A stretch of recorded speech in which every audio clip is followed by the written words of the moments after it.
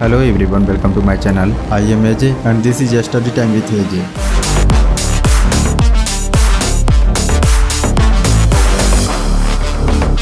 आज हम डिस्कस करेंगे type of hot work hazards.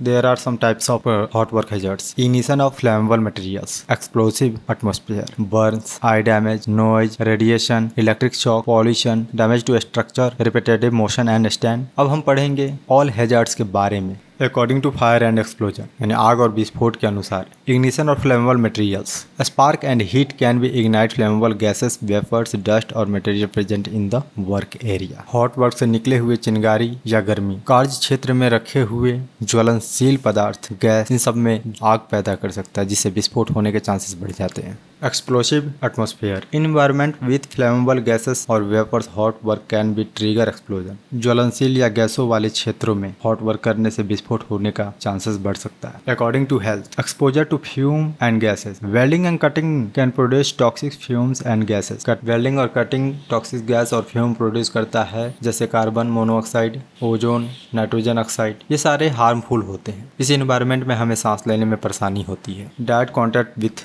फ्लैम्स, hot surface और molten metal can cause serious burn. अगर हम किसी गर्म चीजों फ्लैम्स को, आग को, किसी सतह को या किसी ज्वलनशील या गर्म मेटल को हाथ से टच करते हैं उससे हमें जलने का खतरा बना रहता है. Eye damage intense lights from welding arcs और cutting touches can cause eye damage including arc eyes, welder's flash which is painful and can lead to temporary vision loss. अगर किसी भी आर्क वेल्डिंग को या आर्गन वेल्डिंग को हम अपने आंखों से देखेंगे बिना आई प्रोटेक्शन के तो उससे निकलने वाले फ्लैश से विजन लॉस का चांसेस बढ़ सकता है जो काफ़ी पेनफुल होता है. या कभी कभी ये भी होता है कि हमारी आंखें दर्द करने लगती हैं जिससे विजन लॉस का चांसेस बढ़ जाते हैं. नॉइज ऑपरेशन लाइक ग्राइंडिंग और hammering can generate high noise level potentially causing hearing loss. According to physical hazards hammering यानी हथौड़े चलाने से, ग्राइंडिंग से हाई लेवल में नॉइज जनरेट करते हैं जिससे हमारे हियरिंग लॉसेस के चांसेस बढ़ जाते हैं. वेलिंग आर्क एमिट्स यूवी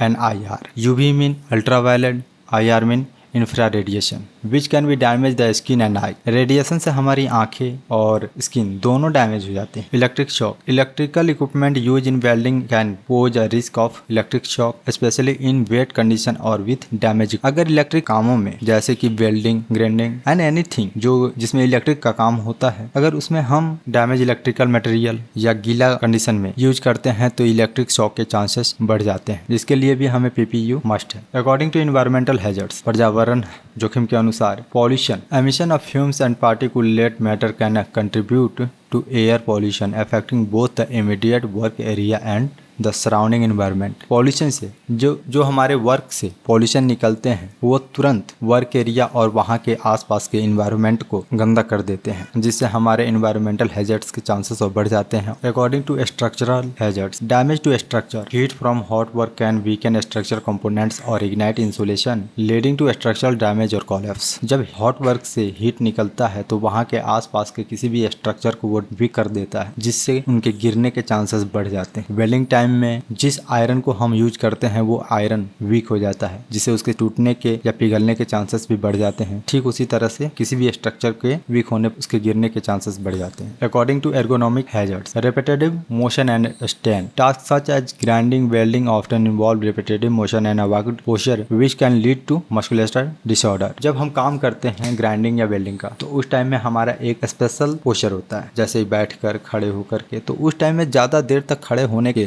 बाद हमारे शरीर में एक अलग सी बर्ताव होते हैं जो एर्गोनॉमिकल हैजर्ड के अंडर आते हैं. आज के इस चैप्टर में बस इतना ही. मिलते हैं अगले वीडियो में अगले चैप्टर के साथ. Thank you. Be safe, keep safe.